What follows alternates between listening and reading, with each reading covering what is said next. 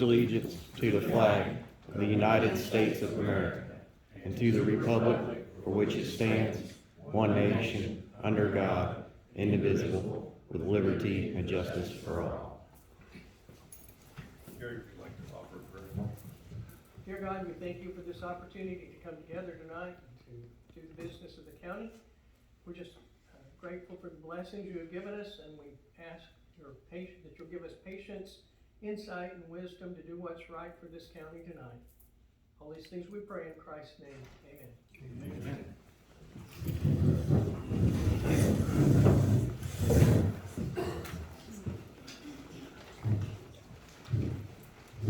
Okay, we'd like to take a roll call.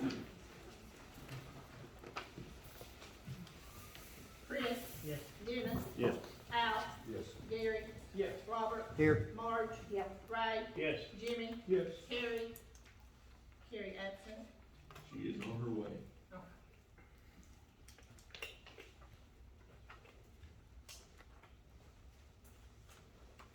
Okay, before you should have the minutes from our last meeting. And, if there's not any questions on it, I'll entertain a motion to accept the minutes. I'll make a motion. Second. Okay, we got a motion and a second.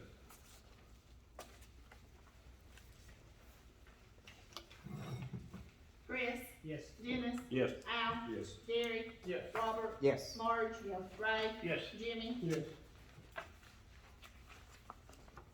Okay, next you have the clerk's report. I trust you all have reviewed it. There's no discussion on the clerk's report. I'll entertain a motion to accept. I'll make a motion to accept. I'll second it. We've got a motion and acceptance. Second. Dennis. Yes. Al. Yes. Gary. Yes. Robert. Yes. Marge. Yes. Ray. Yes. Jimmy. Yes. Chris. Yes. All right, you have, before you the treasurer's report. There's no questions on it. I will entertain a motion to accept the treasurer's report. So moved. Yes. Second. Okay, we got a motion and a second. Al. Yes. Gary. Yes. Robert. Yes. Marge. Yes. Ray. Yes. Jimmy. Yes. Carrie. Dennis. Yes. I'm gonna go back to those minutes and reflect that was two sets of minutes, July the 18th and July the 31st, Okay. just for the record. Okay, we got a couple of items of old business to talk about, real briefly. First of all is the radio system that has been continually being worked on. I've got James, making a shelter for the communications equipment for the knob. And so we should expect them to start installing it around the first week of September. And the courthouse, the roof of the courthouse is finally finished, and they installed some new windows yesterday. And we're gonna seek some bids to start renovating the upstairs, and hopefully we'll start working on that as soon as possible. And matter of new business. Okay, it's a couple of things here. The sheriff is asking for an appropriation. Okay, sheriff, would you like to talk? Yeah, I put a couple of pieces of paper in front of you. One is just primarily if you're curious. This is our felony fines. There's some numbers I highlighted for you. It shows the kind of numbers that come into the sheriff's office through fine payments. If you're curious and you have questions and don't understand something, you can call me up and I'll clarify a little more. The primary reason I'm here is I'm looking to do some software updates. That information I gave you as far as our felony fines collection, that's all hand tabulated still to this day. There's a lot of room for errors. It's a big job, and I think we can track it better. I've been working this year sending out letters to help hold people accountable and get their fines paid. And so some software updates is going to help me be able to track that, see who's paying, who's not paying, and see what kind of results we're getting. And then eventually looking at some show cause orders for those who won't pay their fines after they're convicted. It also has other software, including a new CAD for the jail. The one we have currently, the companies, they're inadequate. They don't assist us with our needs, and their software doesn't function well.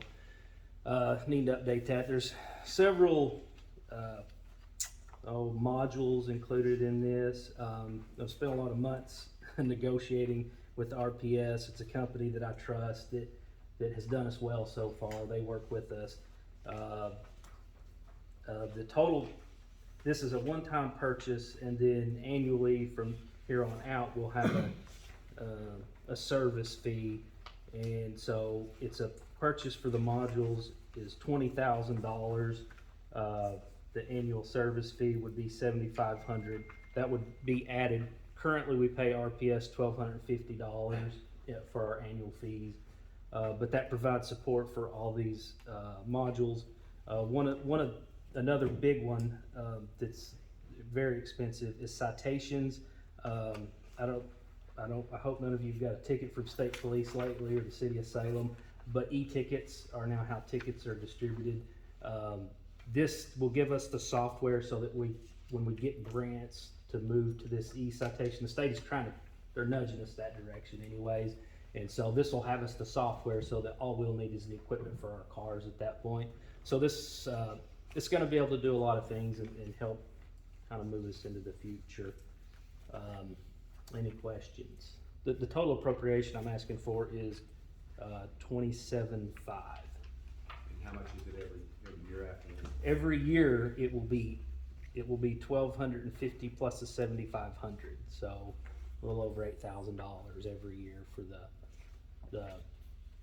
the fees for their service. Now they are, they're 24 hours, 7 days a week service. We can call them, they answer the phone, and they help us with our technical issues. So this is gonna help collect more of the fines that people owe, is that right, or too? There will be some cost offset. I wouldn't try to sell this as a money saving thing necessarily, or way. It's gonna generate some money, and there's gonna be some cost offset. In 6 months, I've been able to generate about $10,000 just on the letters, and that's sending 4 to 5 letters a month, and they're just reminders. Hey, you have felony fines, you need to start paying these. I think when I can start sending that out more and making these people be accountable, I think it'll help generate and it'll offset that. So that's the only money generating portion of it. The rest is purely to do the work. I would say the way I would compare it is it's as important as a police car. It's a computer world, unfortunately, that we're in, and everything's digital now. And to me, some of this software is as critical as a sheriff's car. It's just necessary to do the work, in my opinion. I got one question. Yes, sir. For instance, they tell me my iPad's out of date, okay? What happens a year from now? Is this part of the maintenance package that they update your software and stuff every so often Yes, when it needs it? yes. And currently we use them for just our reporting system right now, and they've been really great. But I'm saying, technology is a wonderful thing, but it seems to go out of date pretty quick. What I'm saying is, so this $7,500 a year, that's gonna update your software package. That is my understanding. There should not be any surprise in 5 years that, hey, this is obsolete. Right. That you've got to purchase new software. I don't expect that. I dealt with this company when I was chief of police years ago, and I dealt with it the 10.5 years that I was with the sheriff's department. They're here to stay. There's no doubt about that. They're a wonderful, very progressive company when it comes to law enforcement operations. Is the CAD part of it, of course, most of them here don't really understand what that is, but and that was something that was came about at the end of my tenure. And I understand the importance of a CAD system. To let y'all know kind of what that does is let's just say that you dispatch a deputy to a family disturbance. That system will tell you if you've been there before, what the circumstances was. Correct me if I'm wrong here, Sheriff. Is there guns on the premises, is there a violent person there? It's a data building system that hopefully improves the safety to your officers. Prior to arriving at that scene, is what I understand, is that correct? That's correct. And Is that going to, is the system that you have in place now that y'all have been using for the last couple of years, is the information gonna be transferable to the new system, or we're gonna have to start all over again? I really don't know. I don't know that it'd be that easy just to transfer it over. It'd probably be a history building, basically. That's it, cause it's new software. I don't know that there's a way to transfer that old information. Now, of course, your ACI information that might be automatically uploaded into it would be there. Yeah. But as far as, we'd have to maintain our physical records that we have from that. But ideally what this will do is from the time that someone is dispatched, there's gonna be a log started. And so a deputy responds to a call, or a city officer, or, EMS or anybody else, that's gonna be started, that's gonna be entered, and it's gonna start to be logged through that CAD system. That information can be accessed by deputies or law enforcement that uses RPS. So if they need information as to when somebody was dispatched, what calls came in, it's available to each individual deputy, and they don't have to track it down. And a lot of times that information is hard to get. It gets lost, frankly, because people are taking sticky notes and doing whatever they can, and that's not a good thing. And so it's gonna it'll just help us be more accurate, and I think serve the public in a lot of better ways. So if the state police had answered a call to that address, would that show up in this system? State police is separate. They They're have a different They're software. completely independent from us. Currently, the city of Salem uses RPS, and so, it helps them, that's less county business, but it does help them, and the city of Mammoth is moving to it as well. And so that sharing of information will be beneficial even to our our cities. And this will be paid for out of the sales tax money? Yes. Well, I think that's what the public wanted, is better law enforcement. Y'all speak up, please. Beg your pardon? We can't Can hear you you. speak Oh, up? sorry, we're not facing it. Yeah, so that's what I'm looking to do, and I think it'll be a good thing, and it'll help us in the future. I think that's the purpose of the sales tax, and I think that's why people did it, is they wanted better law enforcement. And, I'm gonna make a motion that we do it. I second it. Okay, we got a motion and a second. Gary, Yeah. Robert, Yes. Marge, Ray, Yes. Jimmy, Yes. Chris, Yes. Dennis, Yes. Al. Yes. Okay, appropriation passed, approved. I do have one more quick Okay, go thing. ahead, sure. One of my secretaries is leaving, and she's ready to go home. She's been after me for a few weeks to find somebody to replace her. She's part-time currently. She only works about 18 hours a week. She actually does the felony fines, but she's needing to go home to retire. I've been trying to hire somebody for those hours. I cannot find a person. I have two great candidates that would do well, but they need full-time work. I'm asking to open that position to full-time. Well,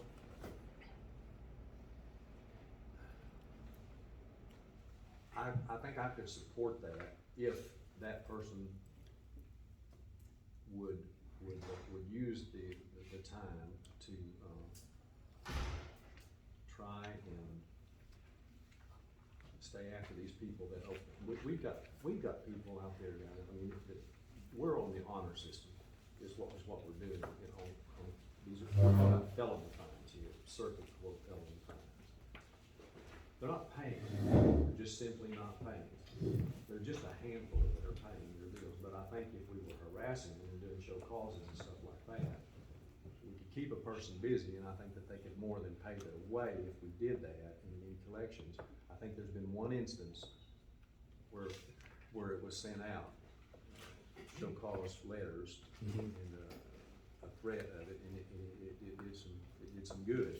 but that's gonna be the key, is to stay after these people, and then in some instances, you're gonna have to actually do show causes, but that's what the courts are for. Yeah, we've collected about $8,000 based on the letters so far, and that's only getting a very, very small portion of the ones that are furthest behind. There's a little over $2 million in fines out there right now, that are unpaid. A lot of that it's a tremendous amount of money out there, and they're just not being made to pay. And frankly, 18 hours a week, I'm asking about a full-time employee here. 18 hours a week isn't enough to use this system to get our letters out and start making these collections. So there will be some cost offset there to some degree. I don't know how much. I don't have a crystal ball. I don't know how much I could make people pay, but I think it's my duty as the sheriff to, when people are adjudicated and they're guilty and they have fines, I need to be making them pay. Would this person be dual trained in the event that the other secretary is? Yes, yeah. off or something? I intend for them to train and learn what Anita does with our civil process and some other paperwork, so that if somebody needs a vacation, we have two people at the office that know what's going on. They do a lot. I don't understand everything that they do, but they do a lot, and it would be very beneficial to have somebody else there that can take fines or get process papers into the hands of deputies to serve the courts. Yeah, I don't like the term, that's not my job, you know, I think they both should be Yeah. dual trained to do various responsibilities there in the event that one has an illness or an absence or vacation or whatever, because, you know, people walk in that door and they shouldn't have to come back again. So how long you been looking for part-time? A little over a month.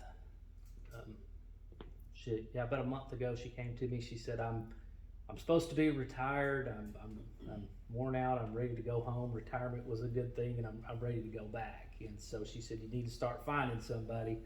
So I've spent some time. It's like looking for a unicorn.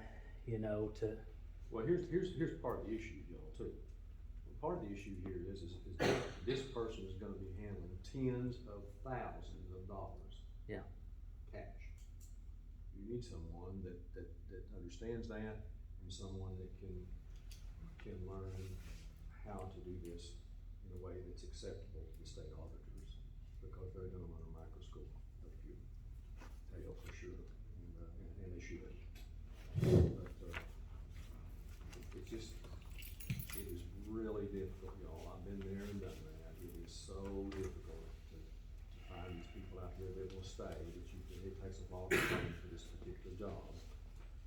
This is the job that Christy Taylor did for years. Unfortunately, she was murdered, and, she did a good job, but she didn't have time at the time that she was there to do anything to try and collect additional fines.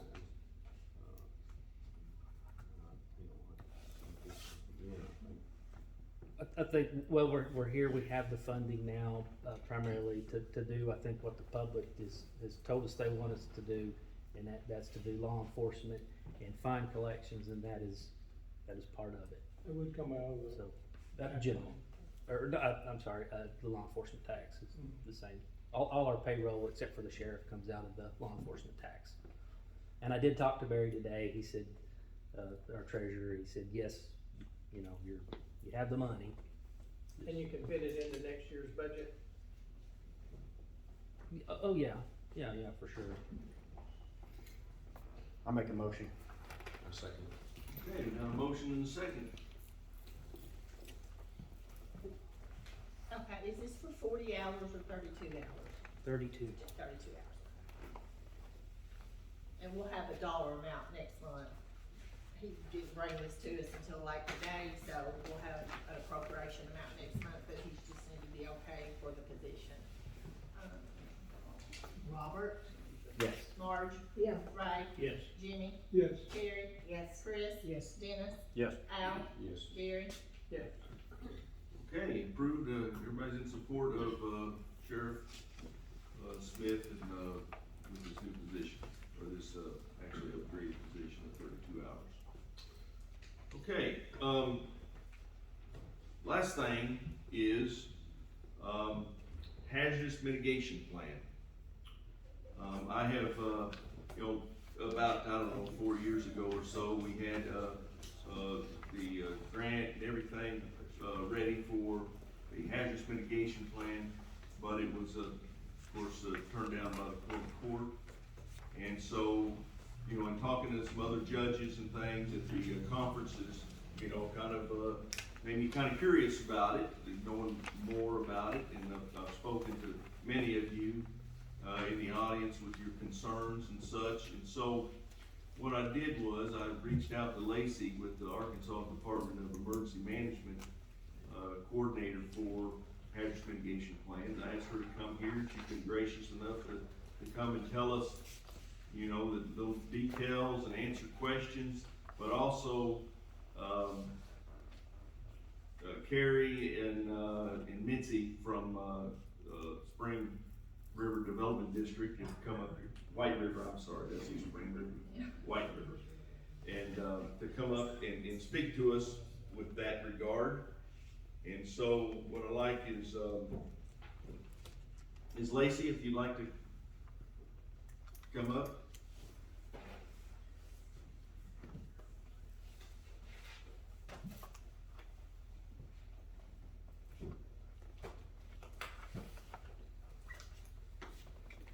So I did put together some packets for each of you all.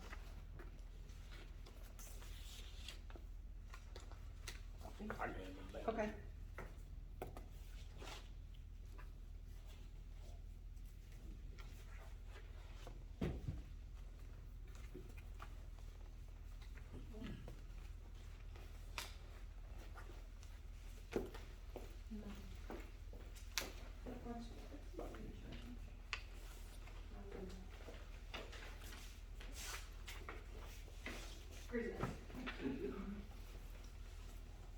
So basically in the packet, you'll see a status map of all the counties in the state and whether or not they have a plan.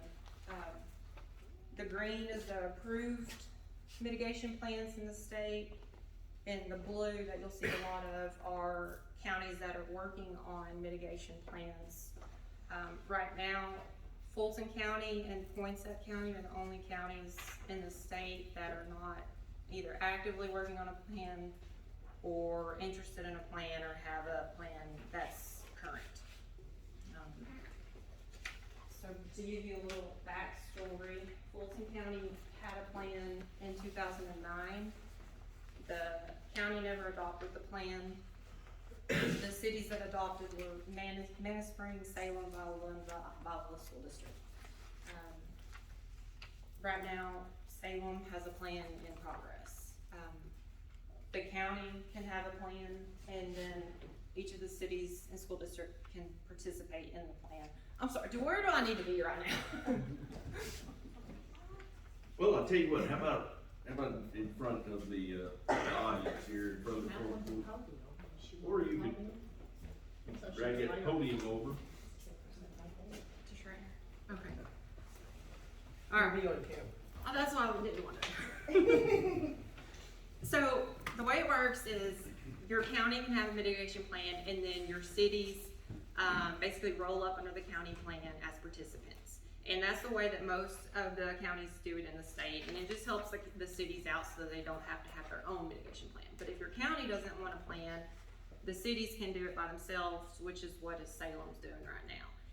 The benefits, really, I'll be honest, of having a mitigation plan is it makes you eligible for mitigation grants. The majority of school districts want to participate in these plans because it makes them eligible for safe rooms. Everybody wants a community safe room. That's why they participate. Let's see. Back to what I was saying about you had a plan in 2009, you haven't had one since then. Like the judge said, you were actually awarded a grant to write one in 2020, but because the Quorum Court didn't approve it, they had to withdraw. And that's kind of where we're at right now. Also in your packet, I've just given you like a little bit of information about what goes into your plan. the grants that are eligible, which would be the Hazard Mitigation Grant Program, Hazard Mitigation Grant Program post-fire, BRIC, which is the Building Resilient Infrastructure and Communities, and then also the Flood Mitigation Assistance, which is not what my department does. We don't handle FMA. I know there has been some concern about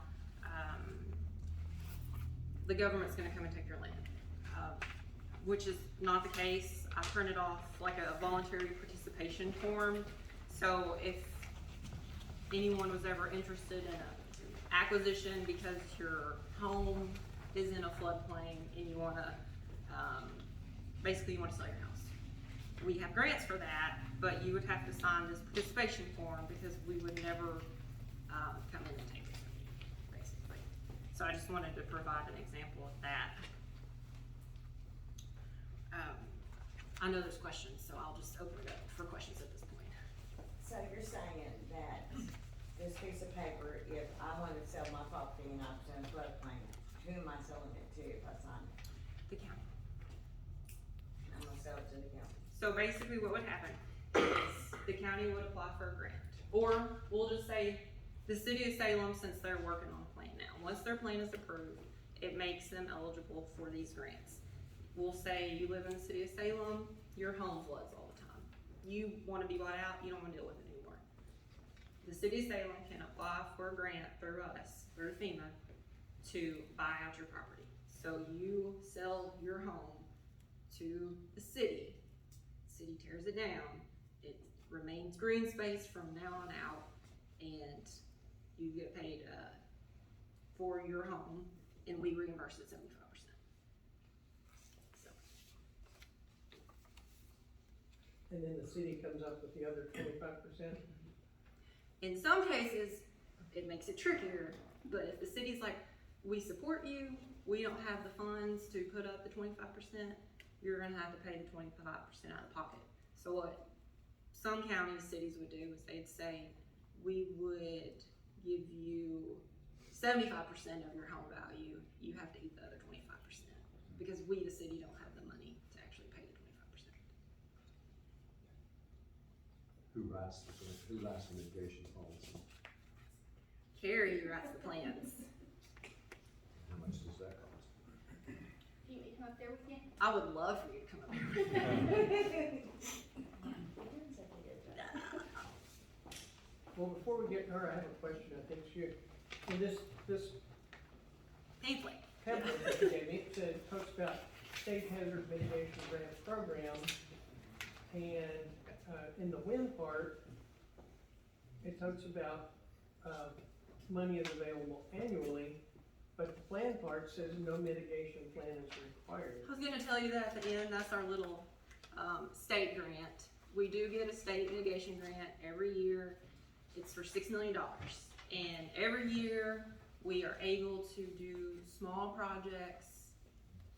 The funds coming from the state, not feds, and you do not have to have a mitigation plan. Well, you know, Federal you do. we know all of us pay taxes, we all, you know, we have property, we pay taxes. Why isn't everybody, why can't anybody have this grant? Why do we have to have a mitigation? And why can't FEMA, you know, it's all through FEMA, right? Well, don't we pay for FEMA, and we pay y'all salaries? Why do we have to have a mitigation? Well, we don't make those regulations. That's what's coming from your federal government. You know, FEMA is making those requirements. Who pays for that? I would assume we all do. Okay. But that's not something that we can control, you know, being a state agency in a planning and development district. I understand what you're saying, but, you know. we can't- And you are eligible for things like public assistance. If you had a disaster, you would get that. And then the mitigation piece of it is, it's optional. So, you don't have to participate in the mitigation side of it. Well, but if we had our own plan, our own land plan, I think that would not qualify for that, the same thing or not? Well, the FEMA does have regulations on what would go into your plan. In one of these little handouts, it's got all of the requirements that they would expect to see in the plan.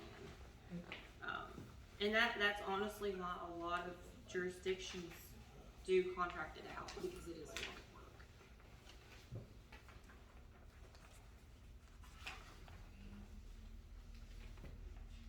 But there would be a lot of more regulations and zoning if we did this, right? Not for a mitigation plan. And I think that might be somewhere, I don't wanna say confusion, but, I think people think of NFIP, the National Flood Insurance Program, and you start thinking of those regulations and permitting, and these two are totally separate. Like, you would not have to be in the NFIP to have a plan, you don't have to have a plan at the end of the NFIP. So it looks to me like the things we need are right here, 1 through 4. Identify a planning team, risk assessment, develop mitigation strategy, and adopt and implement a plan. So could we do that, or do we have to hire somebody else to do it? You can do it yourself. It's a lot of work. As long as you do it according to FEMA's. Yes, as long as you meet these regulations, These you could do it yourself, yes. Well, that's just a very abbreviated form of the requirements. The form that she gave you, I think, did everybody get that? Yes. Those are actually all of the requirements that you have to meet for the plan. I will say the plan takes around 2 years to complete. It's a lot of statistical data, a lot of research goes into it. You're working with community members and, business leaders, the county government, Quorum Court, to determine what your, plan is gonna consist of, what your actions are gonna consist of, what do you wanna see in your plan. It's not something that I'm gonna sit at my desk and write for Fulton County. I don't know anything about Fulton County, I live in Independence County. But I depend on the stakeholders and the community to tell me, this is what we wanna see in our plan. But in the same time, we have to meet these guidelines for FEMA. Well, it's my understanding, and maybe the judge can fill us out more, but we have somebody did a risk assessment already. And You know, from my understanding, it was begun, but, you know, I understand the need to have somebody that's experienced in doing these, okay? Because we could fumble around and try to do our own and everything. It's just like, you know, when a veteran wants to make a claim with the VA, can they do it themselves? Absolutely, okay? But guess what? You go to somebody that knows how to do them, and the chances of success is greatly, increased. And so I can understand, White River doing the grant because they're experienced with them. They've done many of them, and so they're a lot more efficient in doing it and speedy in doing it. And so, we could do it ourselves, but guess what? Is anybody in here wrote one? no, we No, decided not to have one. Exactly. Partially because of that, I think, because all the ones I have looked at look a lot alike. Other than the first 2 pages, it seems very similar. And I know that there are a lot of things that are threats that could be out there, but when I look at the threats to this county, we've got flood, fire, a possible gas line, but I mean, I'm not sure, if somebody's already started the risk assessment, I'm not sure we need a 400-page plan for our county. Yeah, well, I'd have to, try to find it. Yeah. Cause to my knowledge, I've heard rumor that somebody started it, but I don't know where it's at. Well, and I used to do my own income tax, I don't anymore, but I don't pay somebody $40,000 to do my income taxes either, so. Well, I think there might be some grants to help with that, cost of Yeah, that. but there's gonna be some money that we have to come up with at the county level too, isn't there? Or it was the last time, FEMA pays third. Right. and then we pay the other 10. Or if you know that the cities wanna be participants, you could hit them up for the 25%, like each city pays a portion of it. And I will say that Mammoth Spring and Mammoth Spring School District also have a plan in place that we wrote. So Salem's, I'm fixing to start that plan actually, and then Mammoth Spring and Mammoth Spring Mims Springs School District do. In saying that, if the county were to move forward with the plan, and Salem just got funded for a plan, it's gonna take a while to write that plan. Is it gonna take less time? Absolutely, we're just doing one city instead of a whole county. But, by the time that plan gets completed, sent to FEMA, they approve it, the county would begin the process of applying for the grant, getting the grant, and starting their process. Honestly, by the time that whole process is done and the plan is written, it'll be time for Salem to renew their plan. And so they'll just fall into the county plan. And then every city in the county would be covered. So how often do you have to renew it? 5 years. And that's, all these green ones are Yes. people that are in that process. They have an active plan, the green. The blue ones are the ones that are in progress. The green No, ones. the blue are- ones are the ones that, you know, green Yeah, ones there's are. quite a few that are being updated. How many do you suppose are doing it themselves? I've not. The only county in our district, we cover a 10-county area, the only county in our district that we do not do is White County. And they had a past relationship with a consulting company, I don't even know who it is, but they have consistently used them, and, I mean, you know, that's fine. Got the other ones to write, so it's not. So do you have examples of other counties that are available to look at? I think most counties post theirs They should be online. online. And the reason that a lot of those look alike, just to address that, is because all of those plans have to meet those same requirements, but the information in those plans, the statistical data, is gonna be geared toward Fulton County, not another county. So that's kind of where your change comes in. And for it to be effective, you have to actually adopt it. So if you went through the whole process and then the county just decided, we're not gonna adopt it, you don't have to, like, you're under no obligation to adopt it. And your city still could though, so. But it we still have to benefits. pay for it. Or you could ask them to chip in their share. A prime example is Edgar County passed their plan, and, Oxford had originally said in the, in the beginning that they wanted to be part of the plan, so they were written into the plan. And, they opted to not pass the resolution, so they're not part of the Edgar County plan. Their information's in there, but if they were to go to Adam and wanna apply for FEMA and wanna apply for a grant, they're gonna look to see if they were in that plan, and since they didn't pass that resolution, they're not in that plan, so they wouldn't be eligible to apply for that mitigation money. So the kinds of things that are highlighted here, are those the opportunities for grant money Yes, that are out there that we could apply to if we had a plan? it's all the ones that you've got in your summary. The brick and the HMPP, yeah.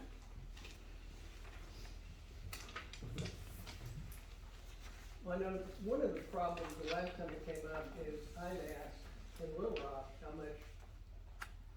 much hazardous mitigation funding was available if we had a plan, and was pretty much told really not much at that time.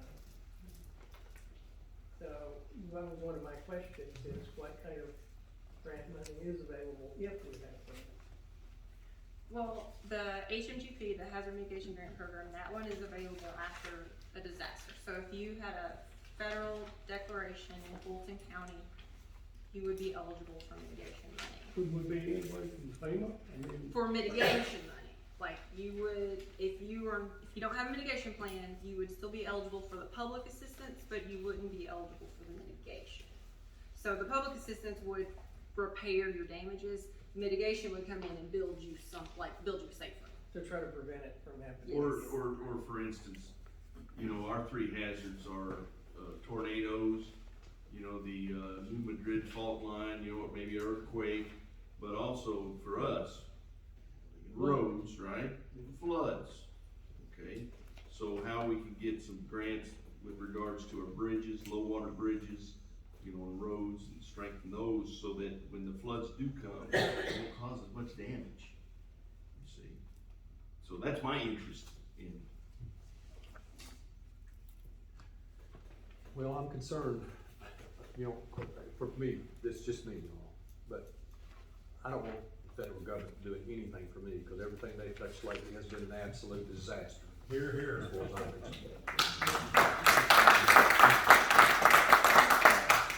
The way I feel about it is, it's a little bit of a pig in the poke, because not anybody here can read and understand it. It's gonna be really thick, it's gonna have a lot of fluff in it. You know, I'm not opposed to hazard mitigation, y'all, but right now, I am scared to death of our federal government, and I really don't want their help. That's where I'm at. I don't want them telling me. Let me tell you all the story that conversation I had with the deputy prosecuting attorney in adjoining county recently, and this subject come up. He said, "Oh yeah, I just dealt with that." He said, "We have a hazard mitigation policy." He said, "Matter of fact, I just served a second set of papers for an old boy that lives on the river, house is on stilts." He said, "Doesn't fall in the guidelines of our mitigation policy." So we told him he's gonna have to raise it. And how the hell are you gonna raise a house that's already on stilts? You know, how are you gonna go in there and raise that thing? And he said, the next step, he said, "I just served the final set of papers. The next step is for the sheriff to go down and cite this guy into court. Listen, I'm not gonna mess with those people. Those people have done a good job over there on the river. You know, and it's a beautiful place. Hey, we have these 100-year floods. It's probably gonna cause some damage over there. But I did not run for this office to tell people and to build big governments, y'all. I'm opposed to big government. That's what's wrong with America right now, is their interference. If they get the hell out of everybody's way, America would do fine. That's where I'm at. And I'm never gonna be for this hazard mitigation policy, y'all. I'm scared of what it'll do to landowners. Yeah. I do not trust our federal government right now. That's Well, what I am. and to answer that, I mean, us standing up here, you're entitled to that opinion, absolutely, and we're not trying, I'm certainly not trying to talk you into doing a hazard mitigation plan. We came because the judge asked us to give you some information.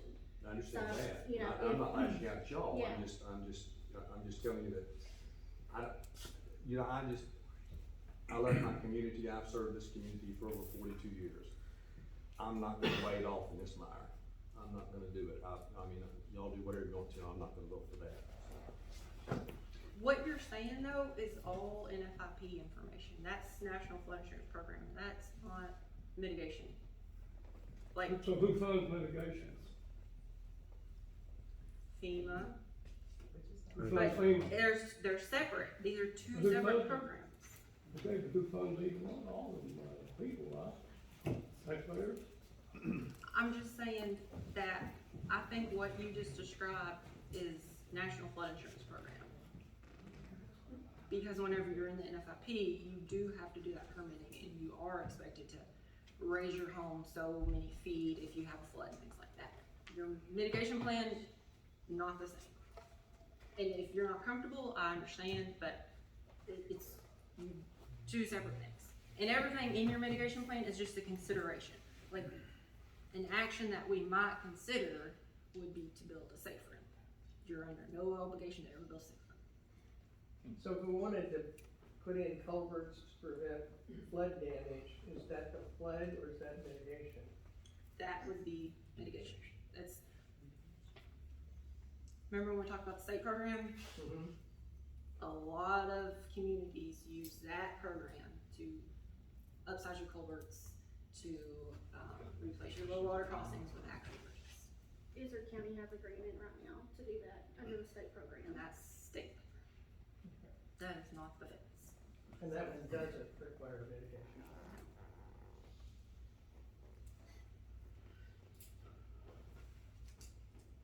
Fulton County has a, application in with Kyle right now for a small project for about 28,000 something.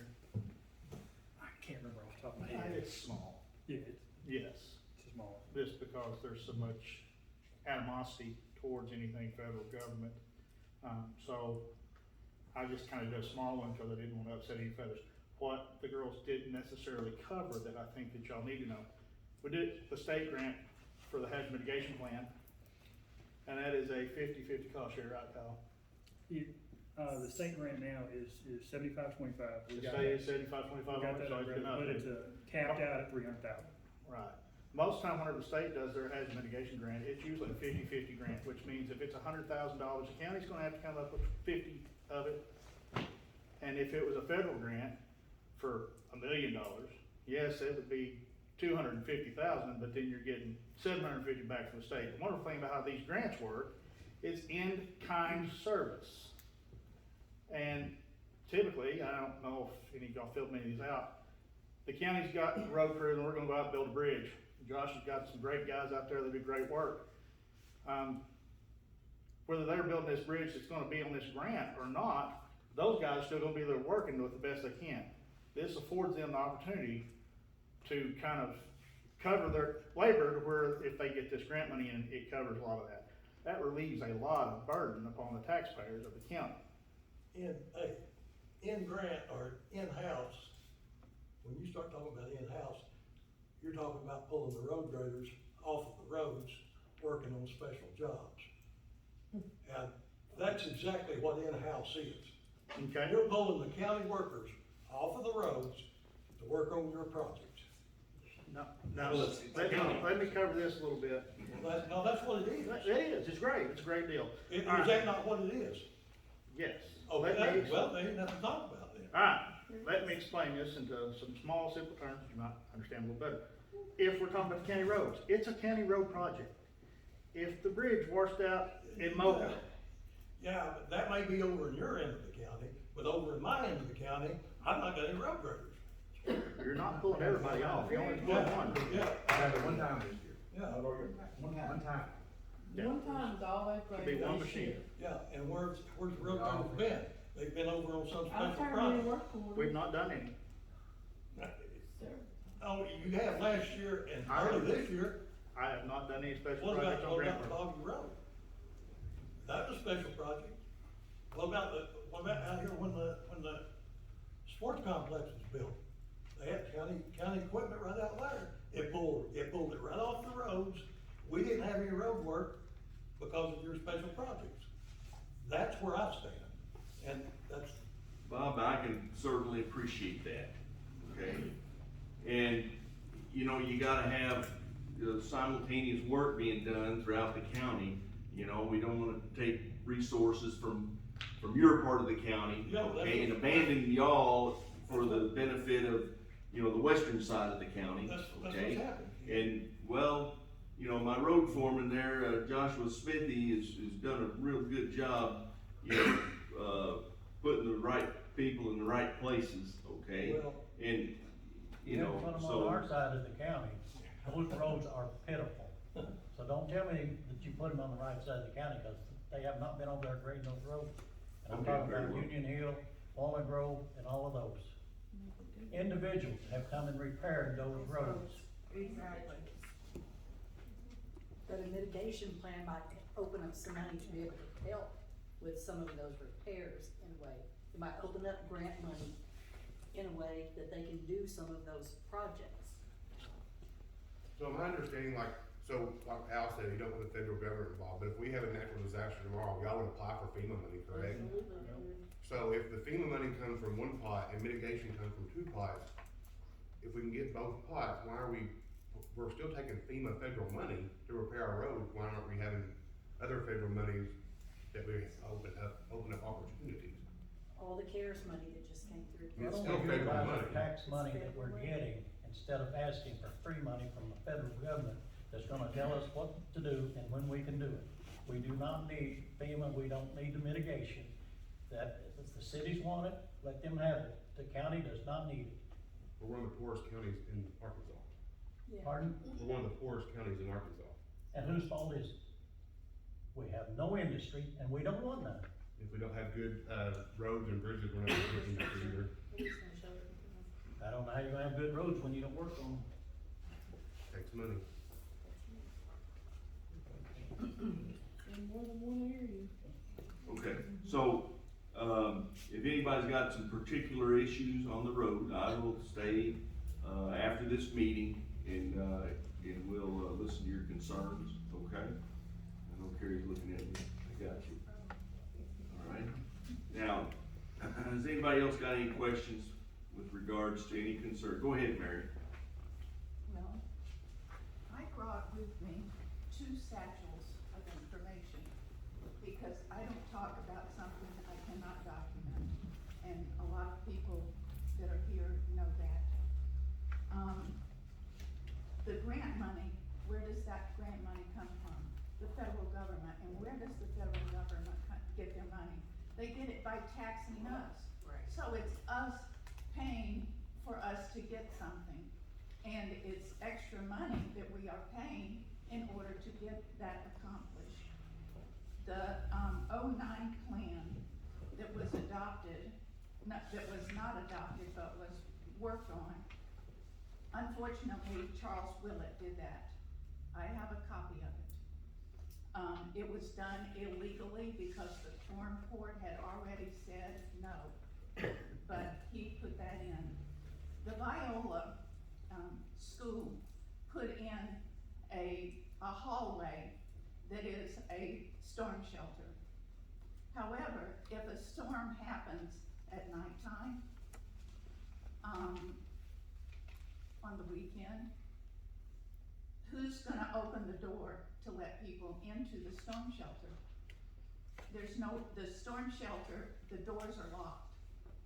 And if the person that has the key is not sitting right there, how do the citizens get inside to take care of that?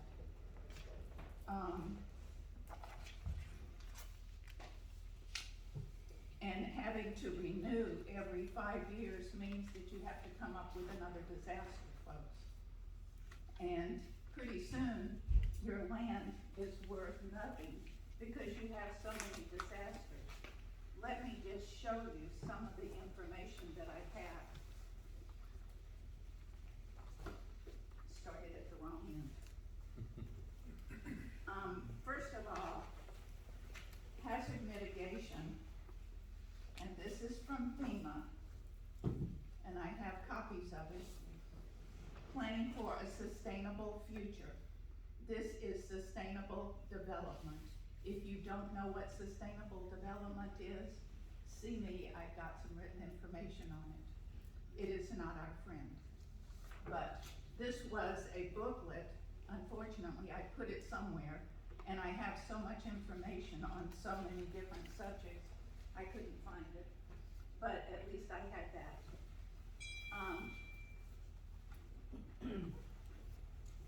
Let's see.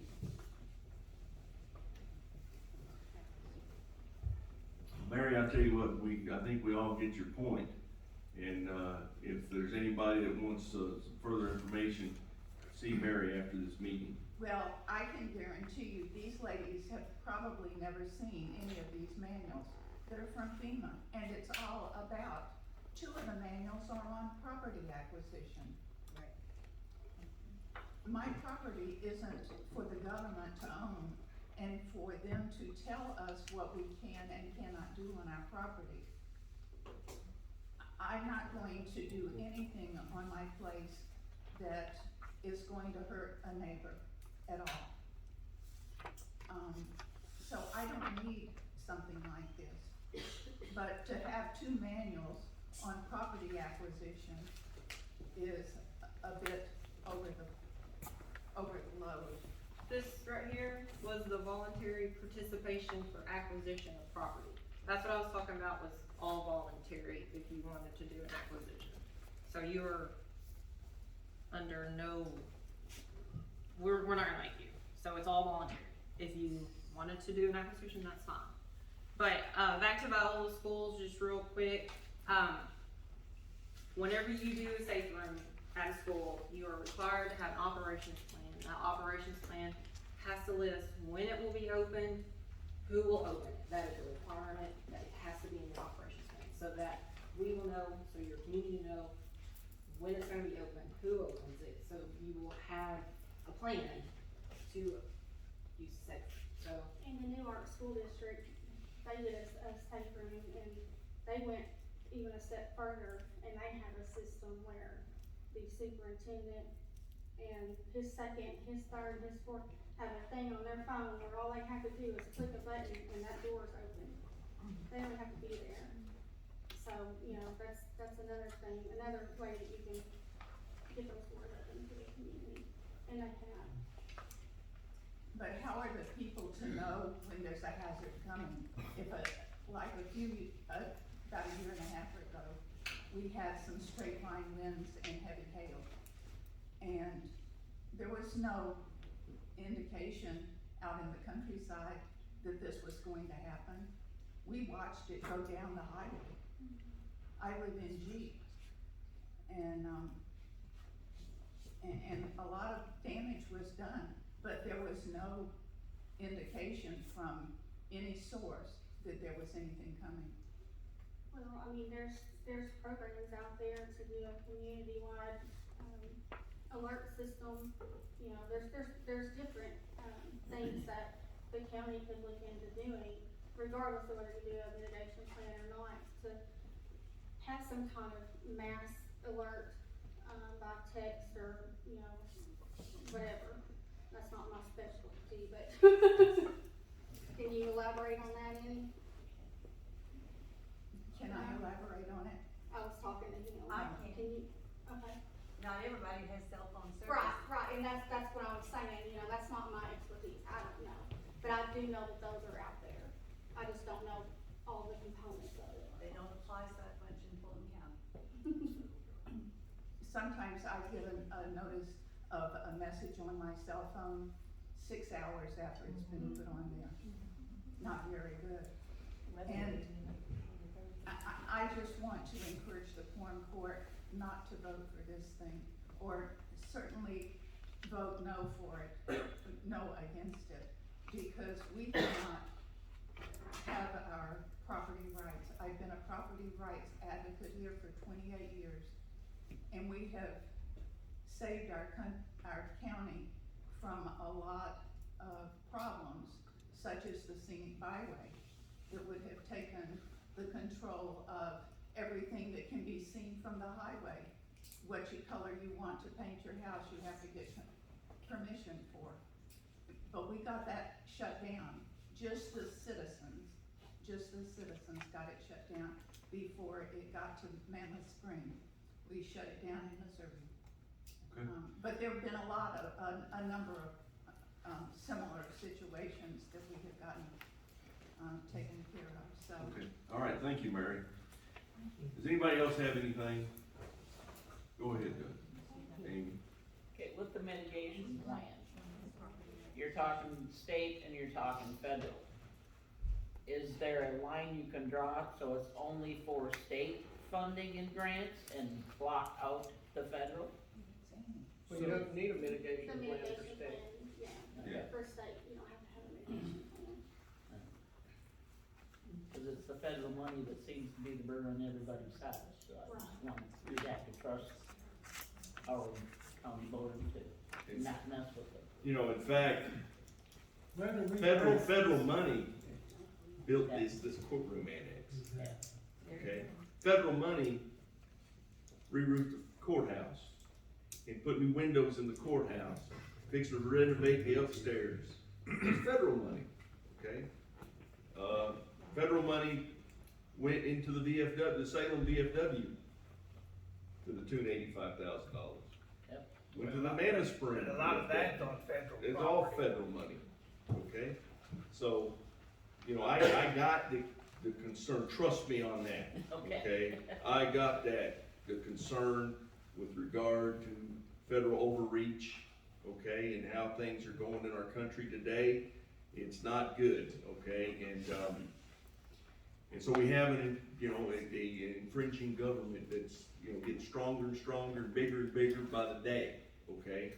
And so I got the fact that we want to remain unmolested, okay? And so, but at the same time, everybody wants better roads, okay? Well, it takes money to get better, to improve our road situation. And I'll just give you an example. You know, Baxter County's budget for road materials $1 million a year. And they own their own quarry. Ours is $75,000. Okay, so that's the stuff we got to work with. It's like we're going into battle, you know, with 22 shorts. Okay? And so I'm trying to, you know, find ways to to get some little bigger ammo to fight the war on, bad roads, okay? Industry and stores would help. That's correct. That is correct. And, you know, it's the point, you know, we have 4 or 5 gas stations in the county.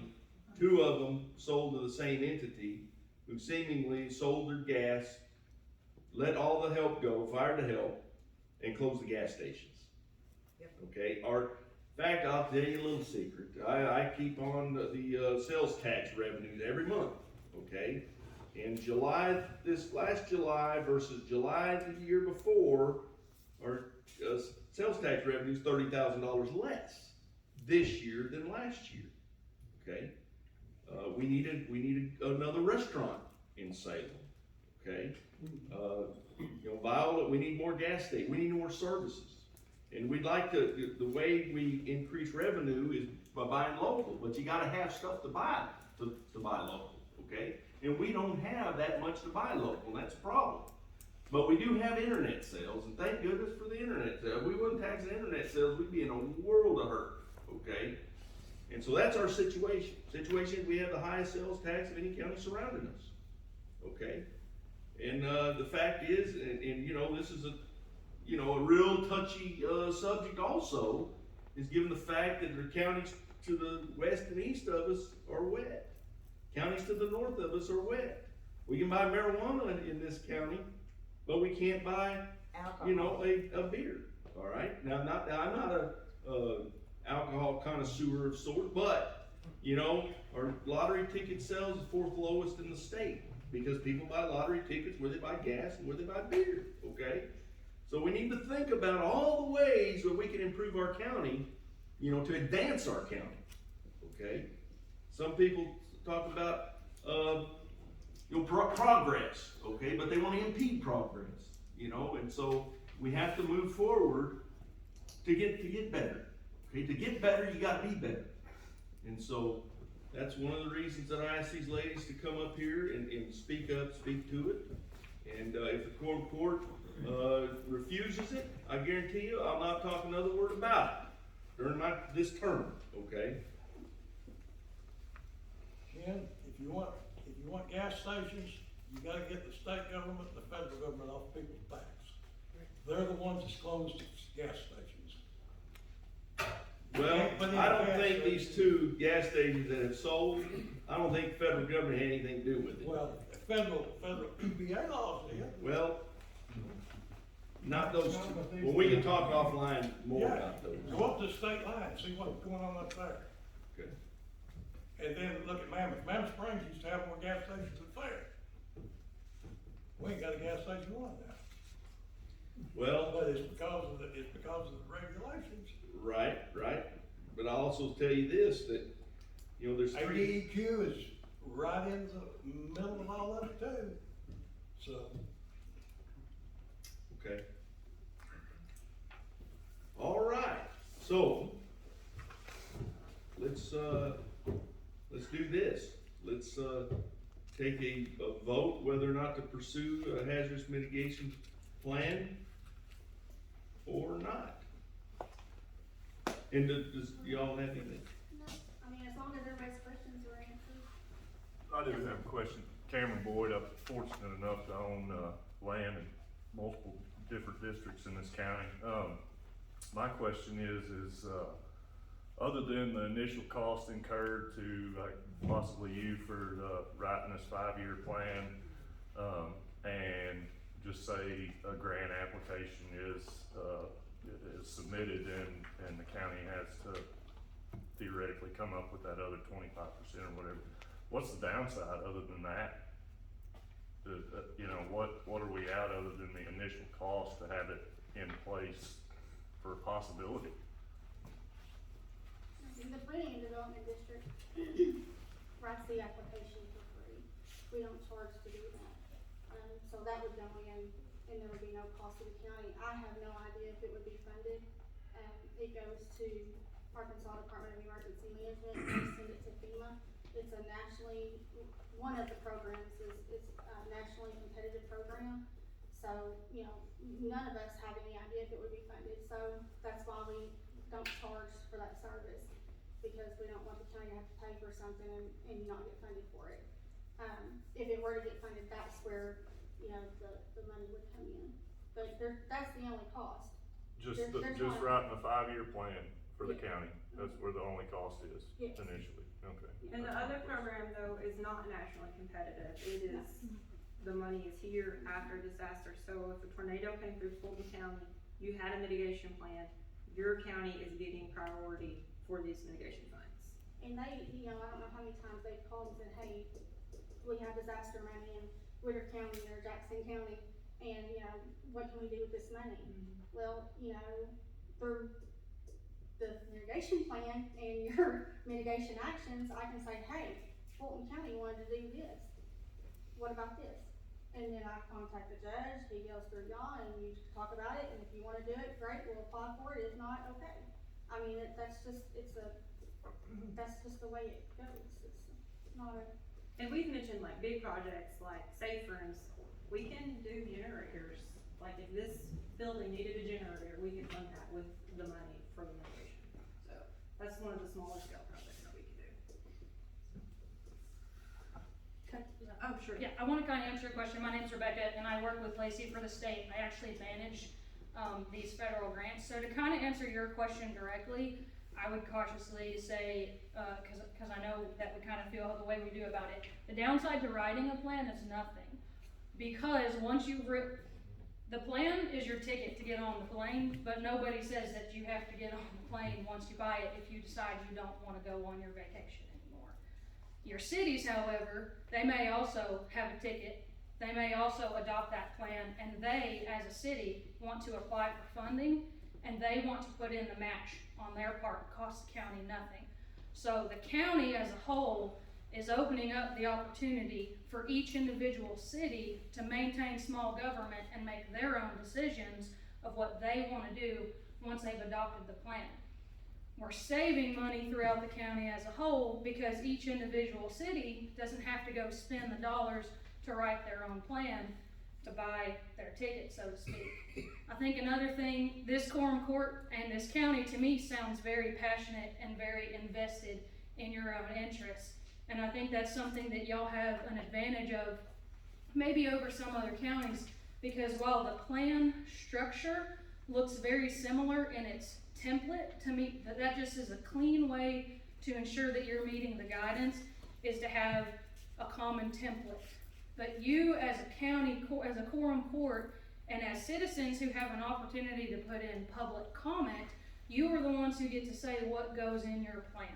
So it's not, yes, there are requirements that have to be met to make sure that we're meeting the needs, but what your county needs, talking about, you are the ones who come together and say, these are our risks, these are our threats to our county, and these are the solutions that we want to implement. Do we have a bridge that is failing? Do we have areas that are repeatedly flooding? You all get to come together and you get to address those hazards. The plan now becomes your roadmap, and it says, here's my problem that I have a group have come together to identify. Here is my solution and how I want to go about fixing that problem. You don't have to do anything with that. Your cities might choose to. Now, if you decide that you want federal money to assist with this, and I will make this comment, these federal funds are being obligated every year, whether or not you take advantage of them. Is this your tax dollars? Is this my tax dollars? It is a fact. Yes, it is. But your tax dollars are going to go to another city or another county or another state who is applying for this funding. This funding will be spent whether you apply and ask for it back. So the advantage is that you are asking for your own tax dollars back. You're saying this bridge is deteriorated or this low water crossing floods and the ambulance can't get to my house when it rains. You're saying my house floods repeatedly. I will broach the subject of acquisitions cautiously. The acquisition project is when a community comes together, you come to your quorum court meeting, you've identified in your plan that you have problematic areas of flooding, and you say, my street floods repeatedly, and I can't live here anymore, but I do not have the funding to move out of this house on my own. So you approach your county and you request that they put together an application for an acquisition. The county will either write that grant application themselves, or they'll hire someone who's experienced in writing the application. You'll submit that application for review, but you are the ones writing the application saying, this is my problem and this is my solution and this is what I'd like to do with the money. Once you submit that application and it is hopefully approved, the government, the federal government, the state government is not buying that land. Each homeowner fills out the voluntary acquisition form. Each homeowner on the street that's flooding says, I want to do this or I don't. Throughout the life of that acquisition grant, at any point in time, that homeowner can say, I'm withdrawing. That's part of the voluntary interest form. At any point, you may change your mind and you can withdraw from that.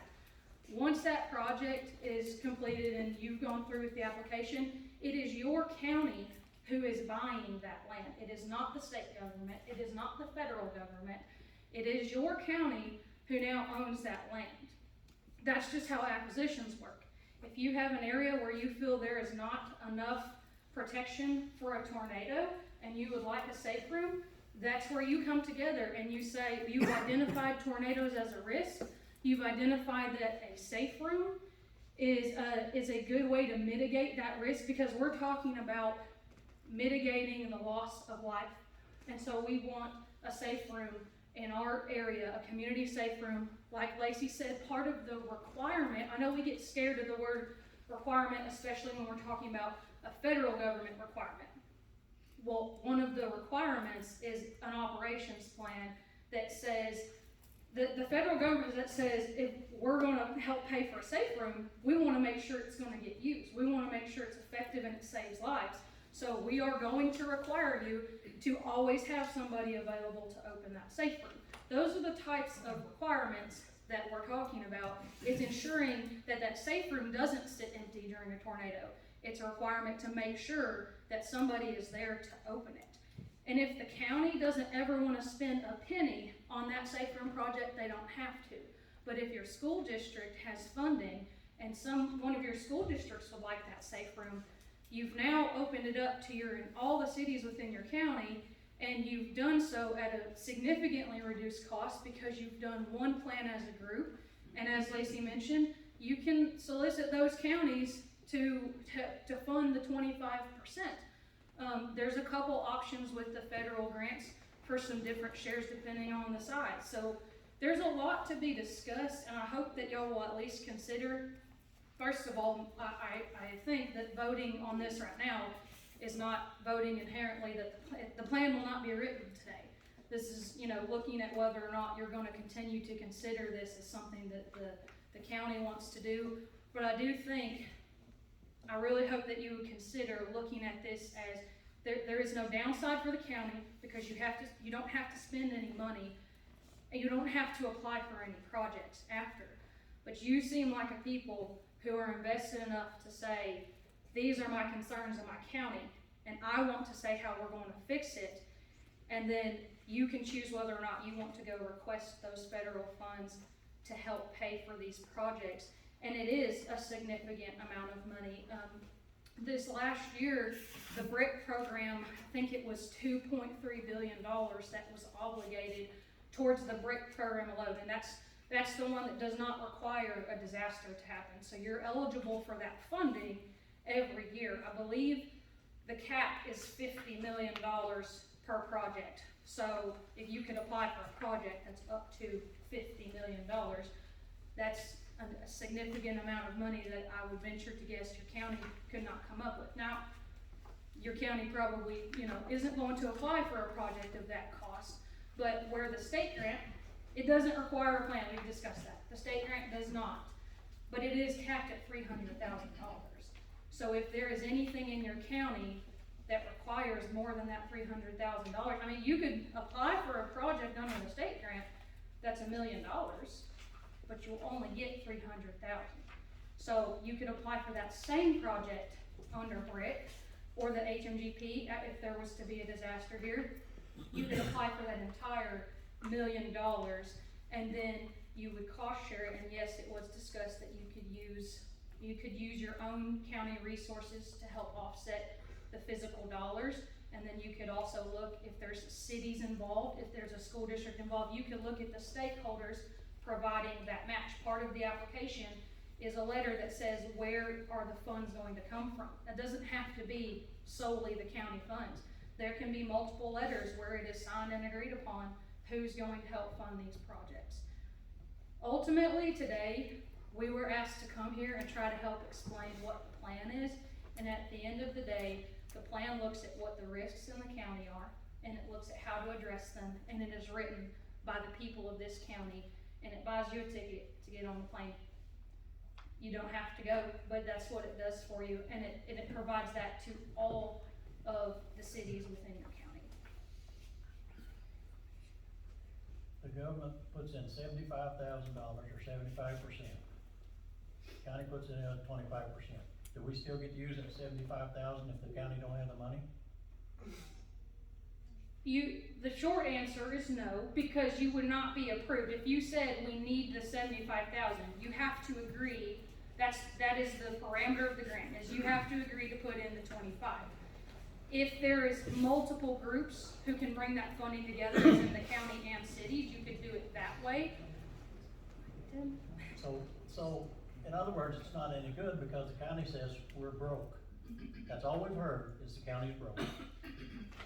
I cannot speak to the funding of the county today, and I can't speak to how you would go about funding a project or splitting it up. I'm trying to explain what the plan is. Let me just clarify something, okay? The county is not broke, but we have to be mighty resourceful with the money we have, okay? But we're not broke, all right? Then So when we pay our taxes, how come the lady says if it wasn't for you old folks, we would be in trouble? So where's the money coming from? So people are fixing to die. okay, I don't know what lady told you that, but okay. Go ahead, sir. Thank you. Could somebody please clarify that under the hazard mitigation plan, that there's no mechanism in the plan under any circumstance that forces eminent domain on private individuals' property?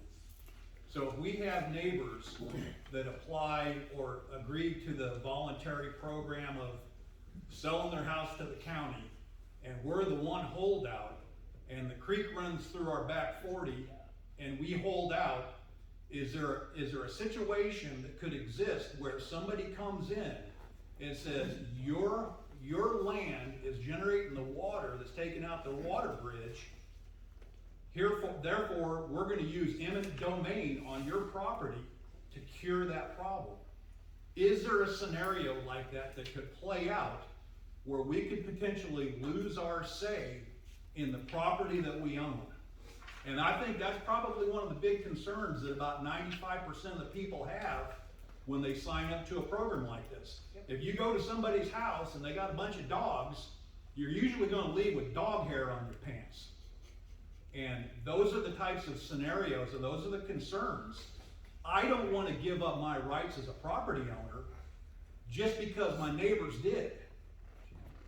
So could somebody from Little Rock please clarify if there's something that could trigger eminent domain in a situation under the hazard mitigation program? So I'm just looking at the statement of voluntary participation for the acquisition, for example. Number 4, it says the subrecipient, which Fulton County or the city would be the subrecipient. The state is the recipient, the local is the subrecipient. So it says the subrecipient has notified the seller, that would be you, that neither the state nor the local government will use its eminent domain authority to acquire the property for open space purposes. So that was just this example that I had in front of me. For open space purposes, but for other purposes, it would. No, like the state, no one would use eminent domain. This is just the example that I had in front of me to be able to verbatim. And add that little ending there to it then they could for a different reason. So in the, whenever that property is purchased and it's turned into green space, that's what it's turned into, is green So space. he's But you asking- can't, most times, whenever you're doing an acquisition project, it flooded, and it's flooded, and it's flooded, and it's flooded.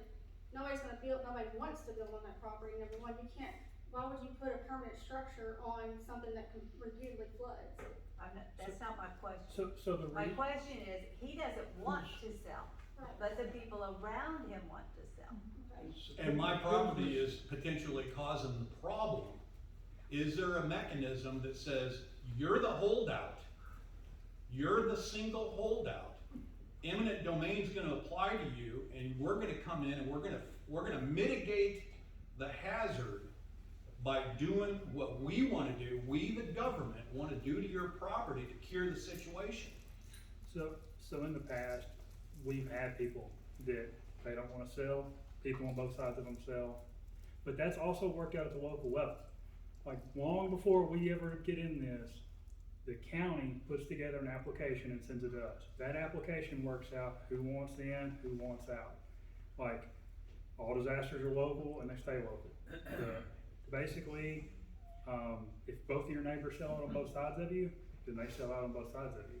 The reason that thing is referenced and just says, in reference specific to open space, that's the only thing you can apply for us to even talk about. If you send an application to the state that says, the county wants to buy this and they want to do something else with it, they're not eligible. You have to tear it down and turn it into open space to mitigate the hazard. So But that's- if that scenario again plays out, I'm the holdout. This body can then vote under that mitigation plan and say, you know what? He's the sole holdout on this. His property's causing the problem. We're gonna exercise it. So I hear your. This body can do that. No, they cannot. That's the answer, is they cannot say, we have an example of an acquisition that's happening in another county right now. They cannot do that. Like Kyle said, it says open space, because it puts that on the end because that's the only thing that you can do with an acquisition. It can only be for open space. You can be the holdout all day long. Your property can be the quote unquote problem all day long. You can hold out. Everybody around you can sell. If your property is what's causing the road to wash out, the county could come in and say, we want to elevate that road so it no longer washes out. That does not affect you. It does not take your property from you. The county can come in and say, and it's not the county, and the federal government does not come to you looking for projects, and we, the state, do not come to you looking for projects. Carrie did make a comment, we might offer a project. I called her one day and I said, hey, there's federal funding on the table. If somebody doesn't use it, it's going back to the federal government. I thought of a couple projects that could be of use. Do you know any counties who would be interested in this funding? And she made a few phone calls and there was a county who said, actually, we do need some funding. We would like it. It didn't go back to the federal government and go unused. But on an acquisition where land is being acquired from you, maybe one of you, by the county, you can hold out all day long. You can approach, when your neighborhood, when the people on your street go to the county and say, I'm tired of my house flooding, I want you to buy it. I want to be done with it. Your neighbors and you as well can sign that form and say, I'll sell my house. And at any point, you decide, never mind, I'm not selling, and you withdraw. I mean, once you get to the very end of it, it's done. But at any point, to the end of the acquisition, to the point of demolition, you can say, never mind. You can say no from the very beginning. Your land belongs to you, and I assure you, sir, I am not here to take it. And my job as the state part, as the recipient, is to be an advocate between the federal government and you.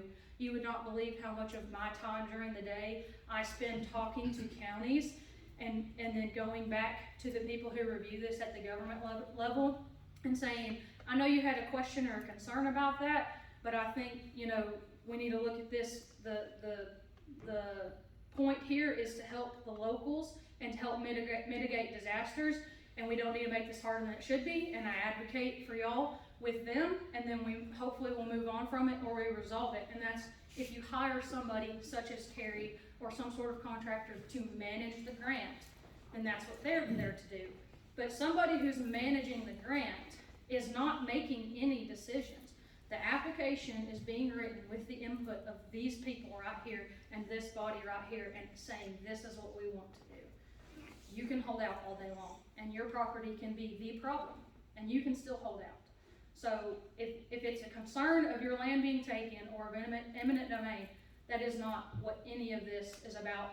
And at the end of the day, the plan specifically doesn't allow anybody to do anything as far as taking land or an acquisition. It just opens the opportunity if you choose to do something like that. Another scenario about what this man did say. Mm-hmm. His property is the problem. Right. Because he has done something, have no idea what would cause it. Okay. Can you come in and tell him he's gotta fix it? Oh, I can't at all. I have nothing to do with what he does with his property. I cannot tell him what to do. Writing this plan does not allow me or anyone to tell him what to do. It has regulations of it, does it not? The plan does not have, go ahead. I beg your pardon. There are requirements of Yeah, what well, has, that's right, okay. regulations. There's requirements of things that have to be included in the plan, yes. But this group is what chooses how they are written into the plan. And you can look at those requirements and see if it's something that you wanna continue with or not. The state does not want the ground back. They don't want the land because they don't get no taxes off that land. They want the individuals to stay there, but they want to tell you what you can do and what you can't do with it. Is that not right? No, sir. That's what this plan, that's what this having been. No, sir. The state will never own the land. The county will own it. No, The county will own the That's land, state and the owned. county will not. The state owns it. Okay. I'm an employee of the state, and I will not own your land, I promise. The people don't own it. You're paying taxes on it, you're paying rent. If you own it right now, and the county comes in and is doing an acquisition project, and you choose not to participate, you do not have to, and you will continue to own it. But Nobody's gonna take it from you. If they pass the hazard mitigation, we don't have a choice. No, sir. The rural That's correct. property owners don't have a choice. No, sir. If they pass the plan and choose to write it, all they are choosing to do, if you ask your quorum court to pass it, all you are choosing to do No, I'm saying if. is they pass it. okay, if they pass it, they are choosing to identify hazards and identify solutions to meet those hazards. That's what they are choosing to do. And this plan, you have to follow the requirements because you're going to, in theory, ask Follow for the federal money. regulations. Yes, you have to follow the regulations, Yeah. in theory, to ask for federal money, or so that your cities can. So on the example of the streets flooding, or Right. people who are destitute and they need help to move, Mm-hmm. what vehicle do you use to determine if these people are destitute? Do they have to be broke to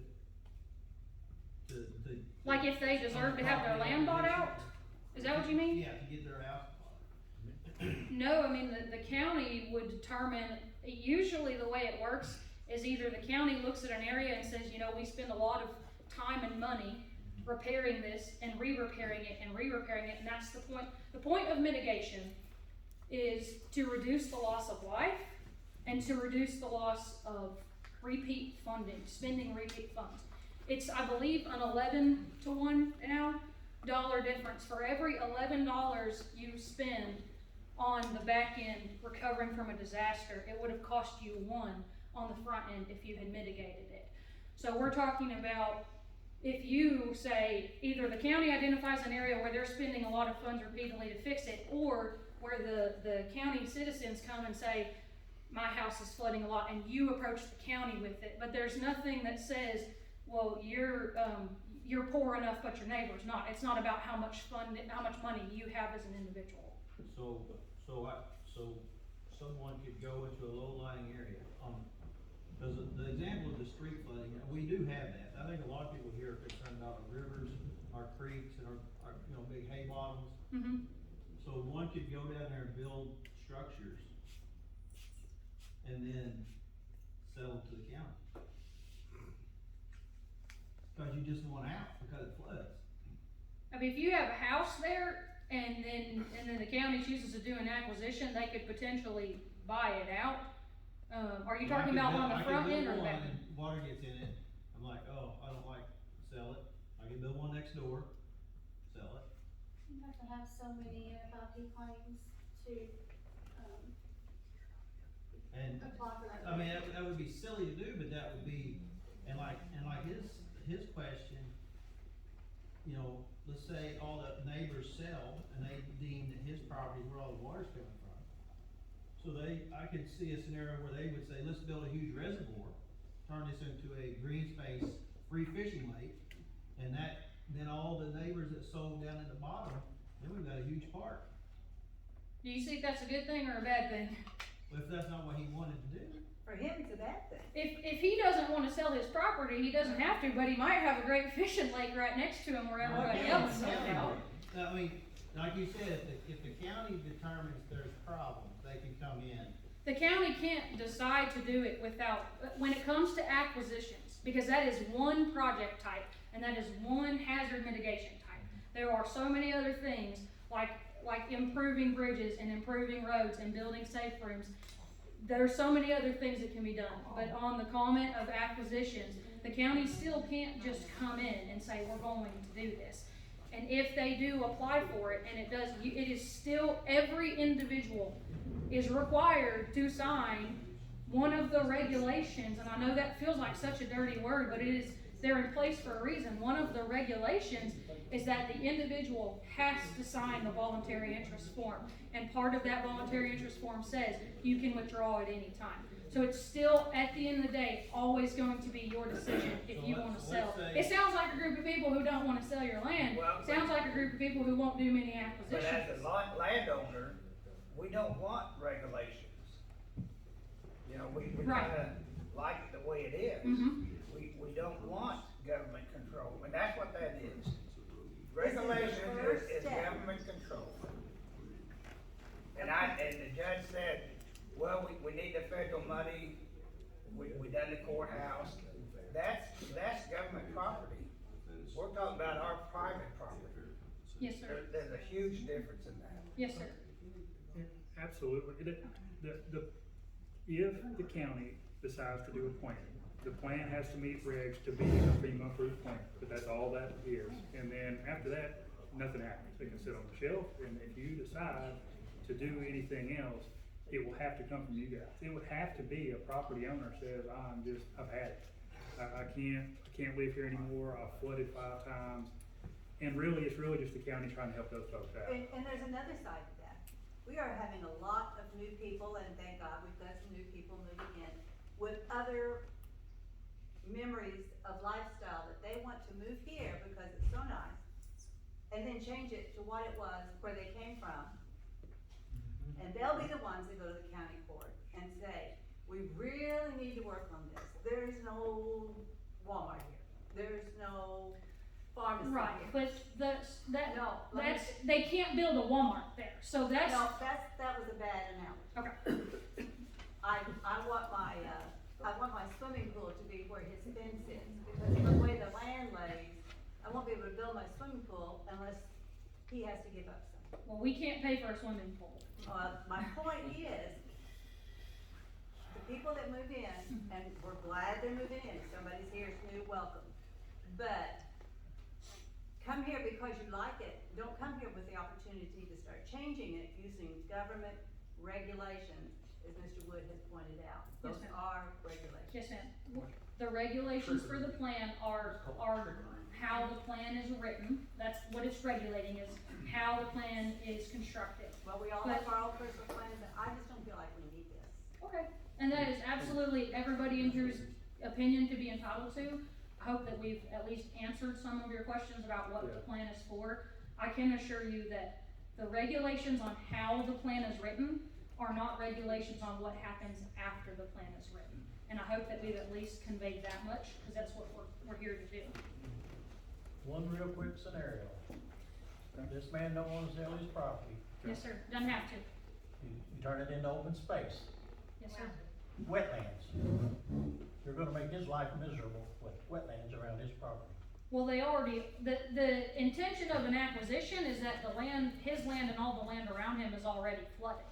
So you wouldn't do an acquisition on land that isn't already flooding.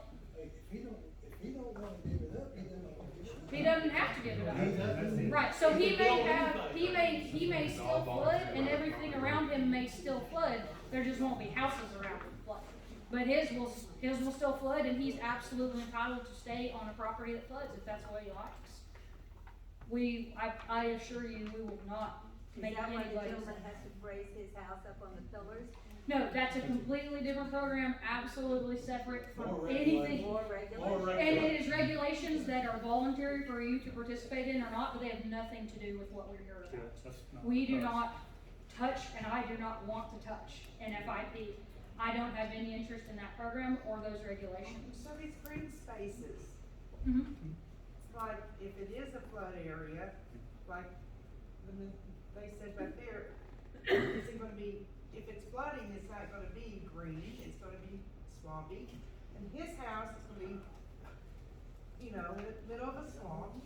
Well, his house would already be, I mean, that's kind of the point, on an acquisition. Swamp yet, until you start bringing in stuff and changing the land around his place. And if the county owns it, they can do that if they chose. Yes. The county can't come in and change the land. All they're going to come in and do is tear down the houses around him. And the regulation is to say, green space means that has to remain, another word we call it is open space. It just means you can't build.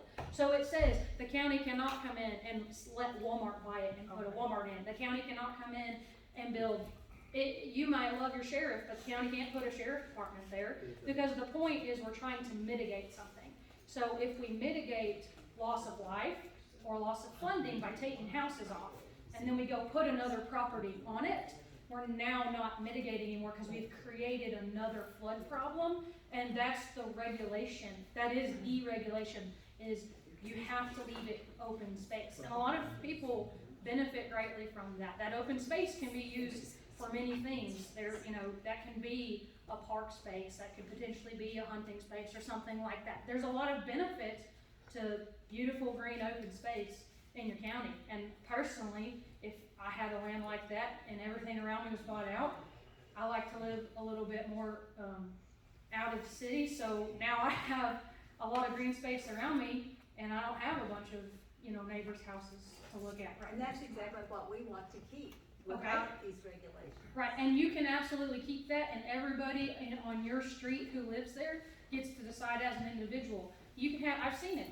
We have an acquisition right now. There's 30 houses on the street.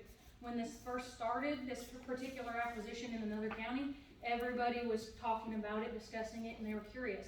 There were some houses literally falling into the river, and everybody was discussing, what do we want to do about this? By the time it was all said and done, we had 2 properties that ended up selling their land to the county and having their house demolished and getting paid for that. And one of those houses, if I wish I had the picture with me, to be honest, it was literally falling in, hanging over the ledge where the river was washing out the bank. How was that homeowner going to get out of that house? Nobody was going to come in and buy it from them. That homeowner had completely lost their home to the nature of the river eating out the bank. And the county said, it is our vested interest to help this homeowner. And when all 28 other homeowners said, we don't want to sell our land, the 2 who did sold, and now that house is no longer falling in the riverbank because it was removed, and that homeowner, through this grant, was given money to go buy another home. And it was pretty close to a fair market value for that Yes, house. it's required, part of it is fair market value, so they look at it and appraise the home to determine the amount that you're paid. That's the point. We've talked a lot today about acquisition, which I understand this group does not like the idea of, so you may never do one in your county, and that is your choice. But there are benefits to it if you choose, and nobody has to touch them if you don't. This plan looks at all the other hazards, in addition to the flooding, in addition to the acquisitions. It looks at the tornadoes, or it looks at other flooding mitigation measures. It looks at building a berm, or elevating a bridge, or improving culverts. It looks at all these other solutions for fixing flooding problems or mitigating them, other than just acquiring land. It does so much, and if you want to do nothing with it, you can also do nothing with it. So we as taxpayers, we paid for that house that nobody wanted to buy, didn't we?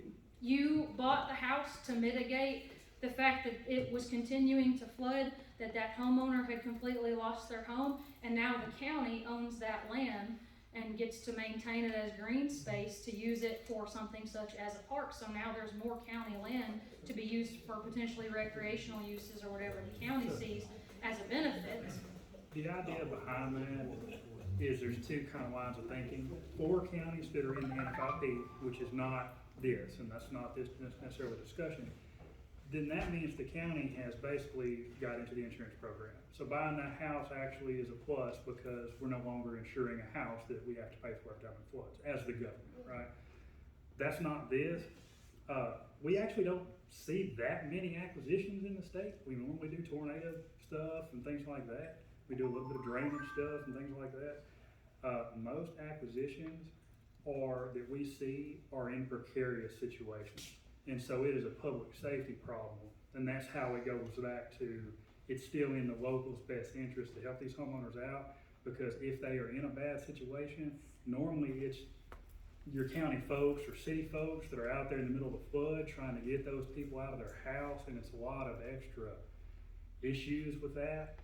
And that's where they will see it as a benefit. The locals will do that, because in a way, yes, you're buying a house that was in a bad spot and it's gotten to that point.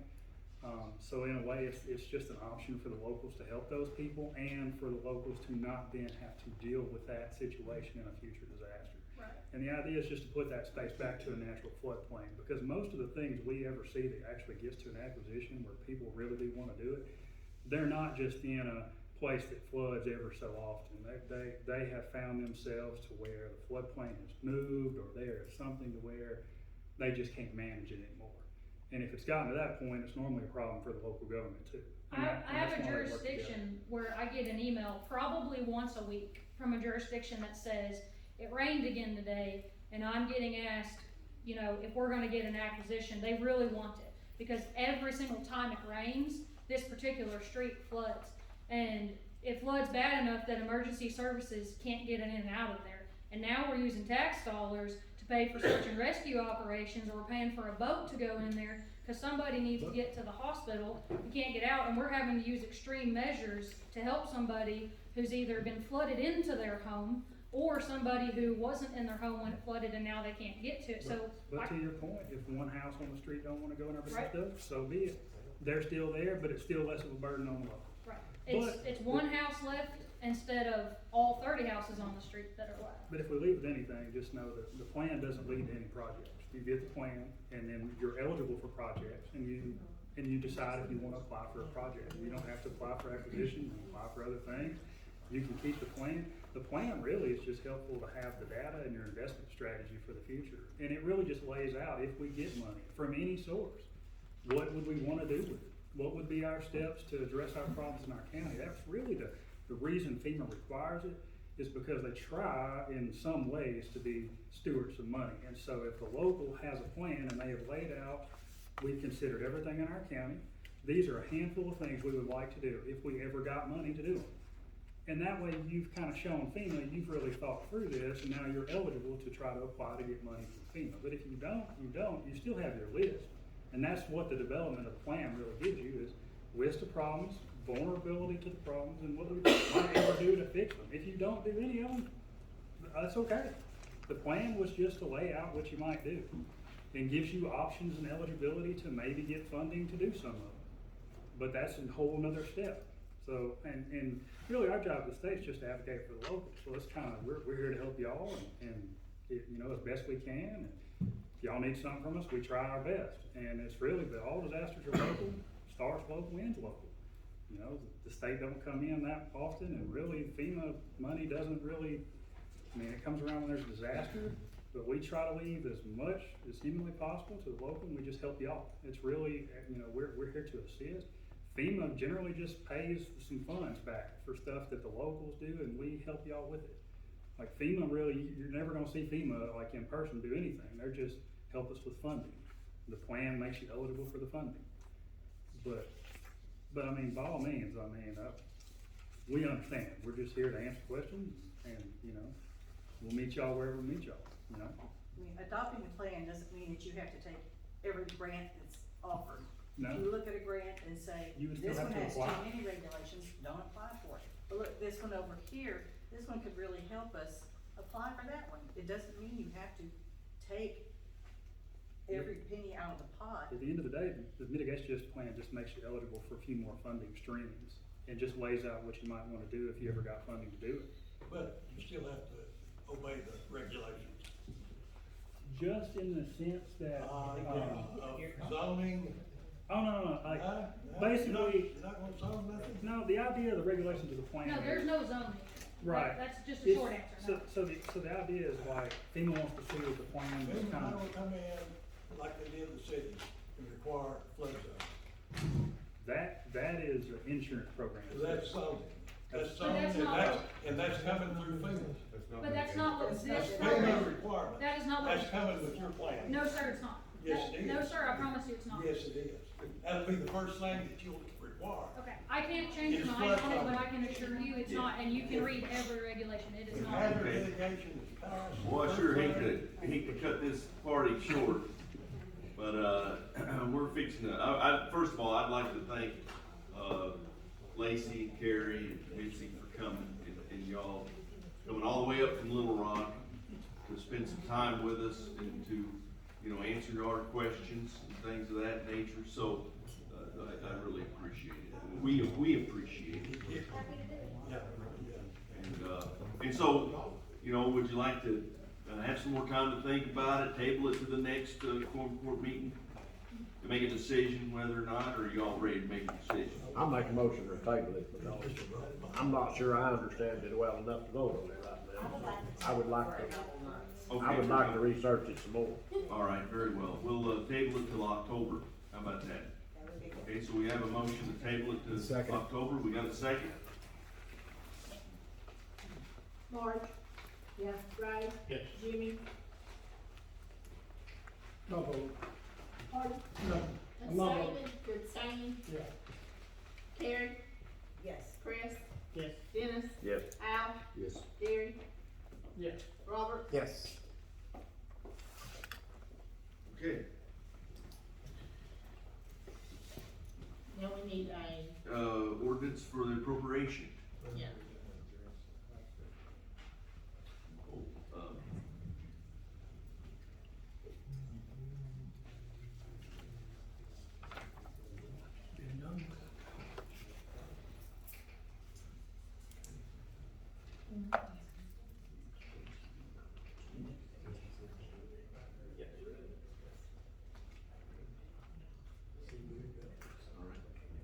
So last Quorum Court meeting, we made a resolution to support the management agreement with Baxter Hospital.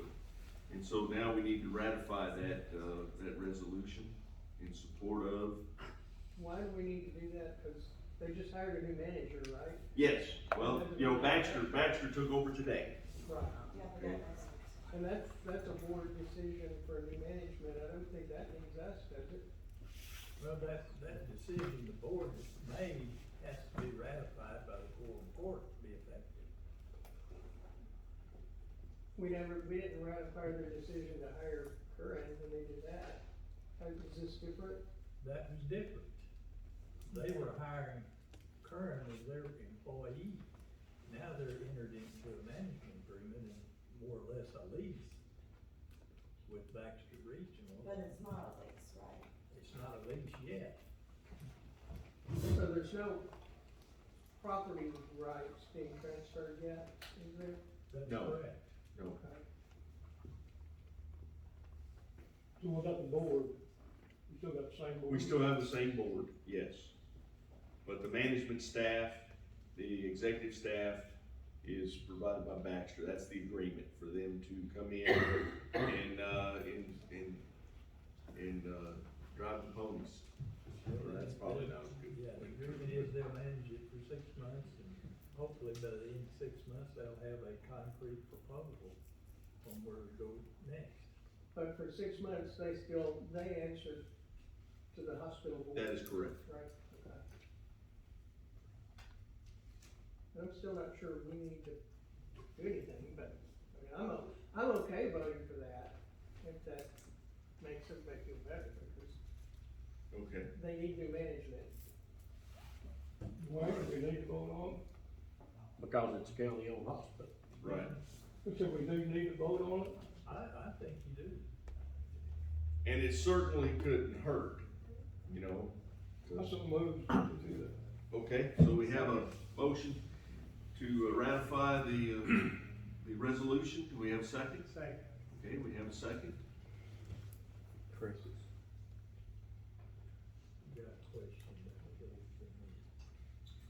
Does this concern the hospital? Yes, it does. Okay. I guess, you know, I try to follow what's going on as close as I can.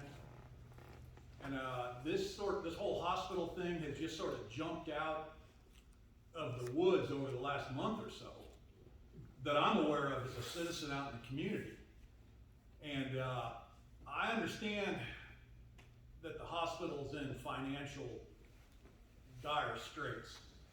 However, I also have concern that, you know, as a taxpayer in the county who funds that hospital, we are relinquishing as taxpayers our say in what goes on in that hospital because now Baxter's taking it over. Well, you know, you gotta remember that they still answer to the Fulton County Hospital Board. Okay, they're accountable to the board. All due respect, I understand that, but they've plugged in their management team, who is now, using your term, I'm driving the ponies. So we've, to a certain extent, lost, as the taxpayers, we've sort of lost our ability to come to you folks and say, we need influence, you guys need to influence that board to make a decision on our behalf.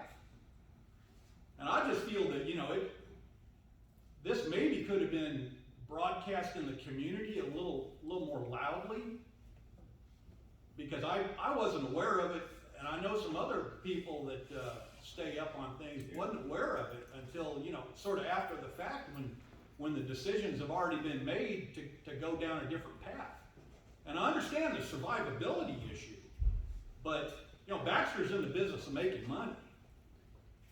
Well, they're in the business of providing services by which they make money by providing services and by providing quality services. If they didn't provide quality services, they'd be in bad shape, and they are a nonprofit, okay? And so it's not like, Kaiser Permanente or something like that, so. So the little bit that I've gleaned, sorry for interrupting, but, so there's money coming from the governor to fund the hospital because of Baxter's influence or oversight of our county hospital? No, actually, the governor, Sanders, sees the challenges of rural hospitals, okay? Our hospital is, I don't know if it's unique or not, but small rural hospitals struggle greatly. And so our hospital has been in and out, barely squeaking by. You know, we're at the edge of the cliff, and then we get a lifeline, okay? It's constantly doing that, okay? So the governor's released some money, okay, because we're, financially, in a dire situation, okay? And so, Baxter's got the expertise to stabilize our hospital and improve and increase services, okay?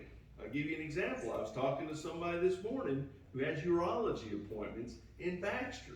But guess what? Her next appointment is in Fulton County. Why? Because the urologist is coming over here. So we're getting more things eventually. I don't see how and I'm staking, my term on this, okay? And I'll tell you that I think it's a good move. This money that we receive from the state that gets allocated or redirected to the hospital because it's a rural facility, yes, an essential service facility. After this 6 months is up, is that money, before the 6 months is up, is that money being consumed by our hospital, or is that getting funded back through Baxter? Yeah. Okay, so we're not, each hospital is not getting all the money up front, okay? First, they're getting an increment, okay? And then, provided the performance and everything, then they get the other increment, okay? And then after 6 months, let's Yes. just say that. And after 6 months, then we're talking about a more permanent, arrangement, 10 years, okay? And that's how, What if Baxter comes back after 6 months and says, you know what, we don't think it's a viable entity? well, if that should happen, they give us 90 days, okay, to find, people to run the hospital, okay? With this first part of the money, we'll get the hospital kinda, mostly out of debt, okay? And, to satisfy the obligation of, Bank of Salem and things. And, and I've talked to, Baxter folks, and with what they've already done, they've already had people on the ground, so they hit the ground running today, all right? And, so, like I said, I have full confidence in Baxter's ability to stabilize and improve services for our Fulton County residents. So Ken, on this subject here, wasn't we told that the governor, Sanders, that with this money, if we did not combine together, come into a management meeting with Baxter or whatever, Yes. that she wanted us to combine the two hospitals together to benefit everybody. That is pretty much, a synopsis of it, okay? And so, Or no, but neither one of them was gonna get the money. that's correct. No one was gonna get the money if they didn't come together. That's right. And if we didn't get the money,